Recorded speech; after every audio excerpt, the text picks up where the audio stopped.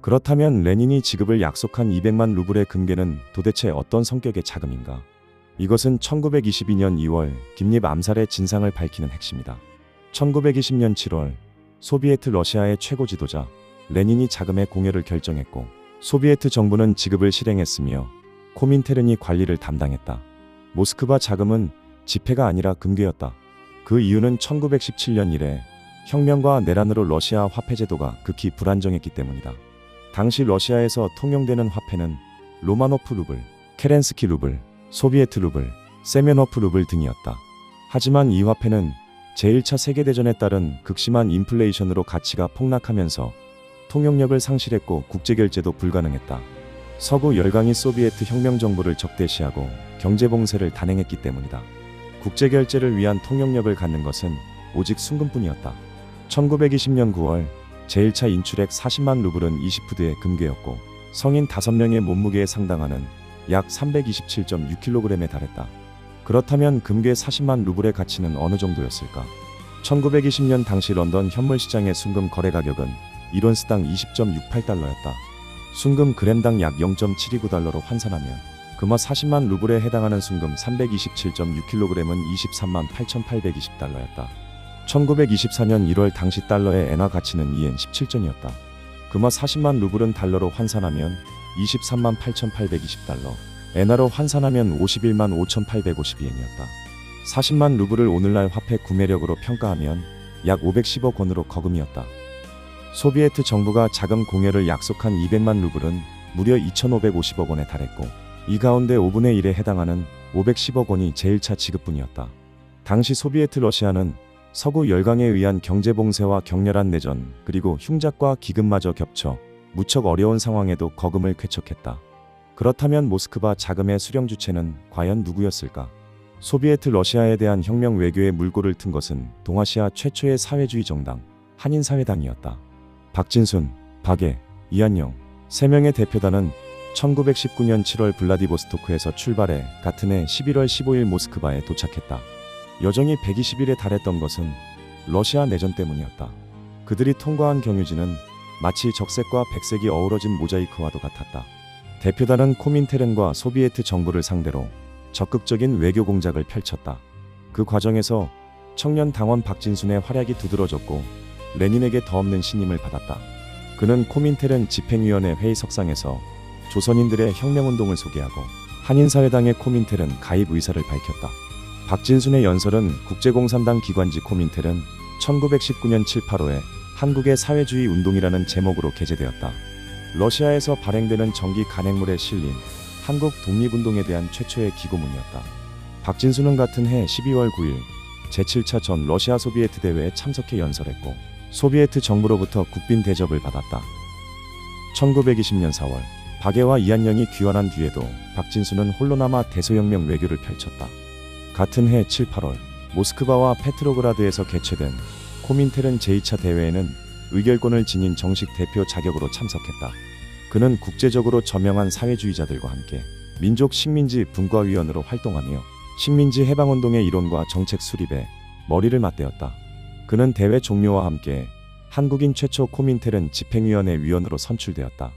박진순의 러시아 외교가 무르익던 1920년 5월 임정이 파견한 정권대사 한영권이 모스크바에 도착했다. 한영권은 모스크바에 도착해 외무차관 카라한의 영접을 받았다. 박진순과 한영권은 긴밀히 협력했다. 박진순은 당 차원에서 코민테른과 러시아 공산당을 상대했고 한영권은 정부 차원에서 러시아 외무성 관료들과 빈번히 접촉했다. 한인사회당 대표와 임정 대표의 대소공작은 1920년 9월경 거대한 외교적 성과를 거두었다. 소비에트 정부가 약속한 200만 루블 가운데 제1차분 40만 루블을 인출할 수 있었던 것이다. 두 사람은 괴짝 7개에 나눠 담은 327.6kg의 금괴를 갖고 시베리아 횡단열차에 올랐다. 소비에트 정부는 두 사람이 모스크바를 떠날 때 무장 호위병과 특별 차량을 제공했다.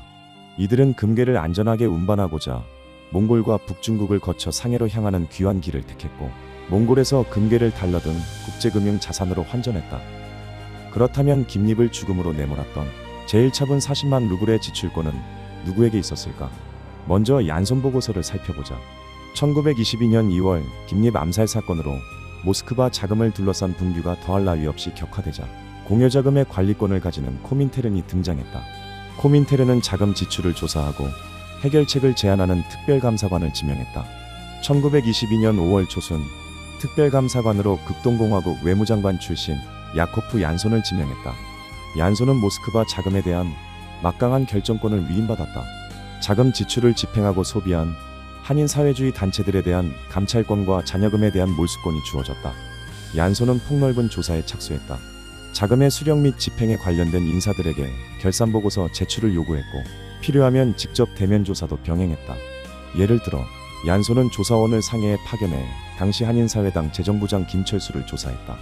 자금 지출의 의혹을 제기한 고려공산당 이르쿠츠크파 사람들도 면담했고 그들을 불러들여 청문회를 개최하기도 했다. 임경석은 모스크바의 옛 코민테른 문서보관소가 당시 작성된 청문회 기록 5종을 소장하고 있으며 그 가운데는 한인사회당 책임비서이자 임정 국무총리를 지낸 이동희를 비롯해 러시아 외교대표단 일원이었던 박예의 진술도 확인할 수 있다고 밝혔다. 1922년 8월 18일 드디어 얀손 보고서가 작성되었다. 3개월에 걸친 조사활동을 거쳐 작성된 보고서는 모스크바 자금 관리권에 대한 코민테른의 견해를 담고 있다.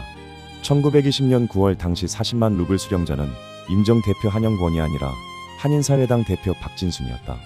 코민테른 제2차 대회에 출석한 한인사회당 대표이자 코민테른 중앙집행위원 박진순 앞으로 모스크바 자금의 인출권과 지출권이 주어졌다. 1920년 9월 박진순에게 40만 루블을 지급했다는 사실은 러시아 외무인민위원부 공문서 가운데 외무차관 카라한이 작성한 전보에서도 확인할 수 있다.